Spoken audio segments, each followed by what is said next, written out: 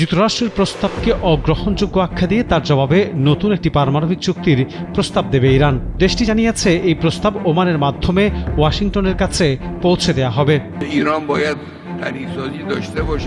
সংবাদ মাধ্যম রয়টার্স জানায়, সোমবার তেহরানে আয়োজিত এক সংবাদ সম্মেলনে এই ঘোষণা দেন ইরানের পররাষ্ট্র মন্ত্রণালয়ের মুখপাত্র ইসমাইল বাঘাই।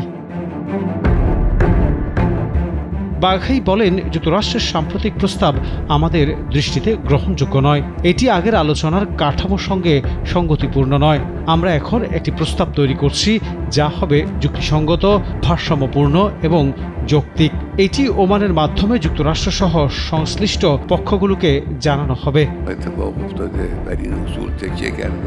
ইরানের পররাষ্ট্র মন্ত্রণালয়ের মুখপাত্র বাঘাই আরও জানান, আমরা চাই অবরোধ তোলার আগে নিশ্চিত হতে হবে ইরান আন্তর্জাতিক অর্থনীতি ও ব্যাংকিং ব্যবস্থায় উপকারভোগী হবেন এবং বৈদেশিক বাণিজ্য স্বাভাবিক হবে।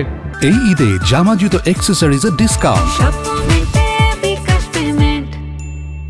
এর আগে রয়টার্স এক প্রতিবেদনে জানায়, মে মাসের শেষ দিকে যুক্তরাষ্ট্র যে নতুন প্রস্তাব দিয়েছে তাতে ইউরেনিয়াম সমৃদ্ধকরণ, মজুদ ইউরেনিয়াম বিদেশে পাঠানো এবং নিষেধাজ্ঞা প্রত্যাহারের কার্যকর রূপরেখা নিয়ে মতপার্থক্য থেকেই গেছে। ইরানি কূটনীতিকরা বলছেন, এইসব মৌলিক বিষয় স্পষ্টত না থাকায় ইরান সেটি প্রত্যাখ্যান করেছে।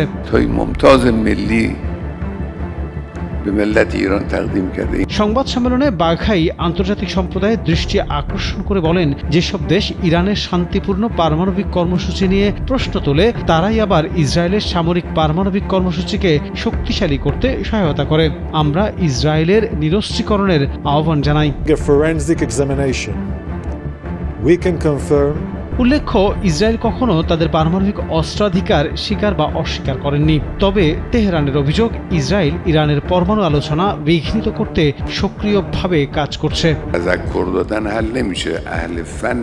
সম্প্রতি ইরানের সর্বোচ্চ নেতা আয়াতুল্লাহ আল খামেনি যুক্তরাষ্ট্রের প্রস্তাবকে জাতীয় স্বার্থবিরোধী আখ্যা দেন এবং ইউরেনিয়াম সমৃদ্ধকরণ চালিয়ে যাওয়ার অঙ্গীকার পুনর্ব্যক্ত করেন।